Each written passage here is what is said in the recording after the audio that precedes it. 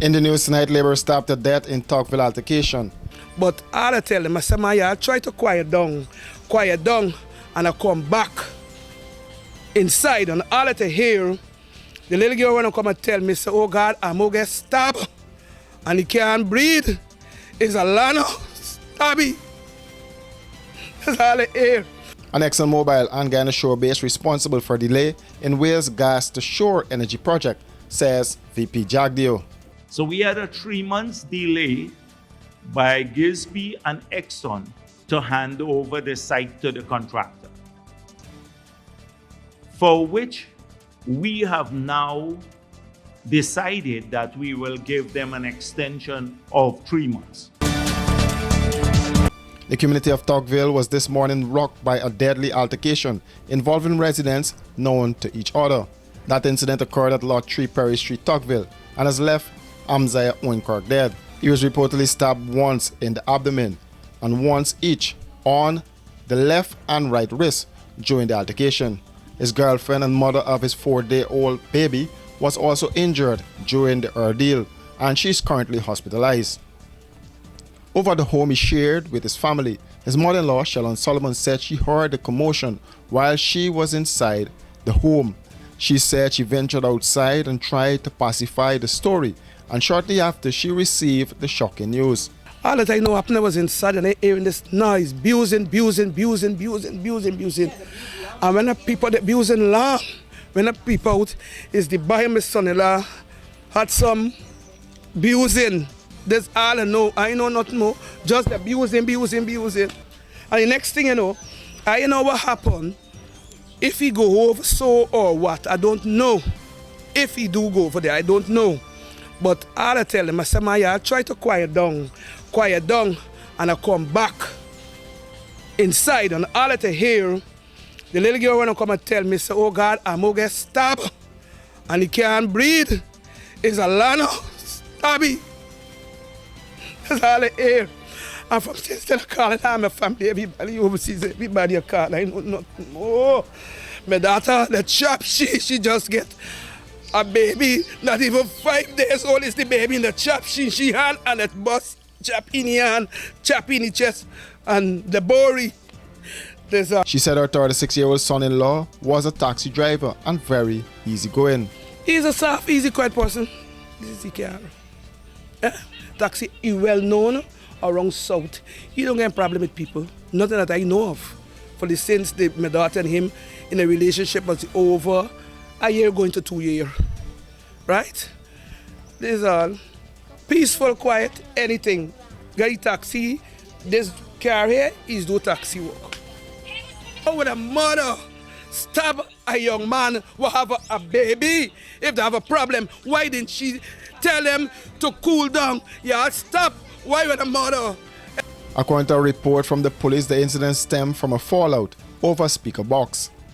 It started yesterday around 23:15 hours. The suspect Alicia and one of her sons, Darrell Kennedy, aged 24 years, a laborer of the said address, who is also a friend of the deceased, had a misunderstanding over a speaker box that was damaged for Darrell. Police release explained that at approximately 6:50 a.m. today, Alicia informed her other son, Malachi Kennedy, a 21-year-old laborer, that Darrell had allegedly abused her.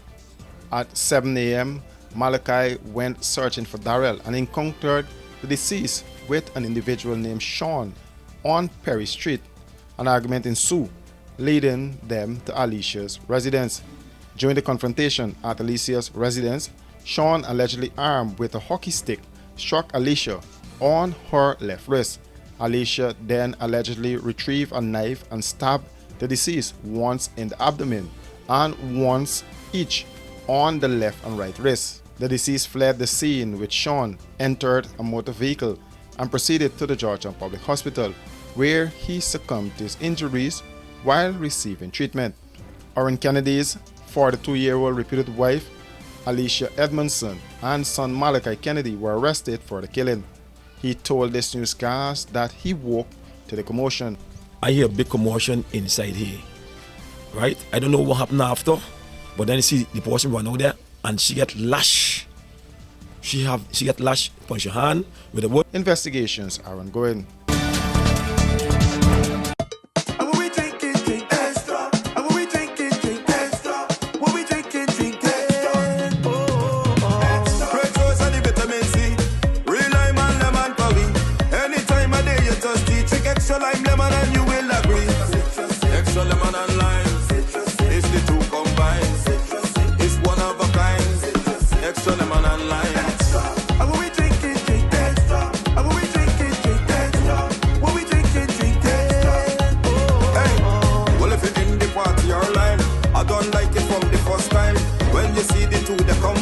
drink and taste, you will never decline.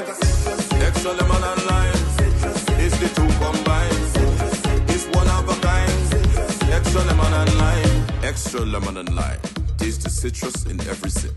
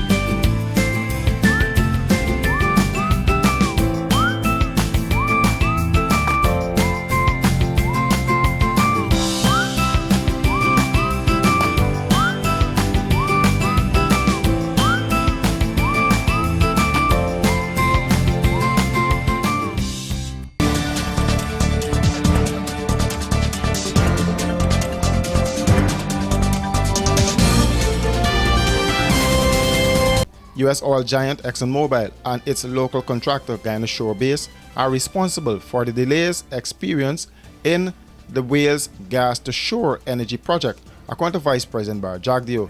Jagdeo made a comment at his weekly press conference on Thursday. According to the Vice President, the government had entered into a $1 billion agreement with ExxonMobil for the construction of the pipeline, which included upgrades to roads, a material offloading factory, site preparation of 100 acres, and a laydown yard. So as I said before, Exxon was responsible for the site preparation, the road, the MOF, that's the material offloading facility, and the laydown yard. We were supposed to hand over the site to the contractor by June.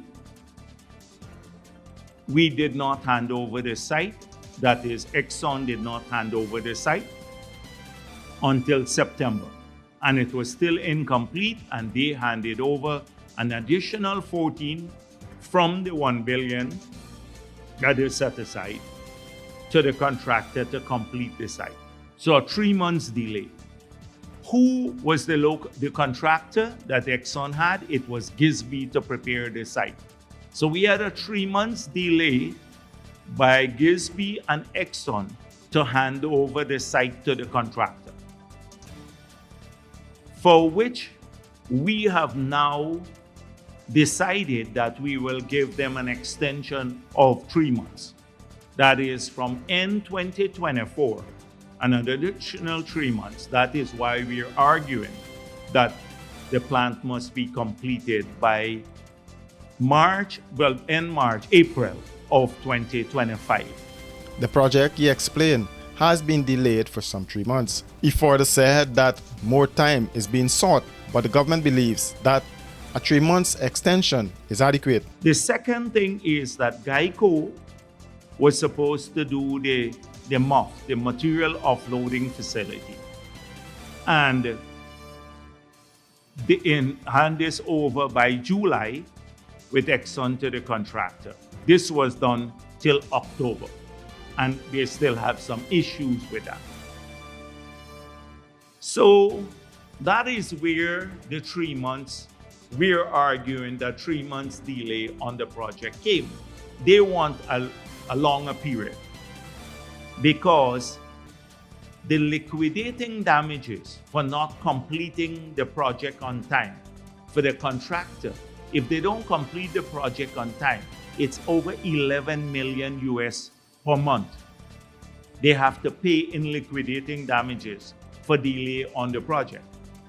So they're arguing that they need more time beyond the 3 months. We're saying 3 months adequate for you because that is the delay we've had. Now the U.S. company CH4 Linsica, which was awarded the contract to build the facility to the tune of $759 million is now seeking monies, which it said is tied to the delay. According to Jagdeo, based on an assessment conducted by an independent supervisory engineering firm hired by the government out of India, IEL found that the claim lacked merit. Has reviewed the claim and rejected it totally to say it doesn't have merit.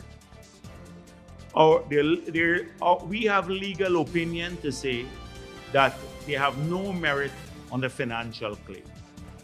Now, when you were faced with that sort of situation, as with any contract, you now have to go to a dispute resolution mechanism. So what was chosen was something called a Dispute Adjudication and Arbitration Board.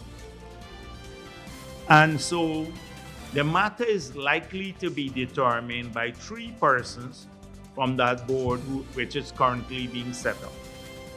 Now, when they determine this matter, if at the end of the process, either party is not satisfied with the result of it, they can then ask for arbitration. Opposition at its press conference on Thursday said it was keeping an eye on the project as it lacks transparency. For these and other stories, do visit us at our website www.rdproductiongy.com.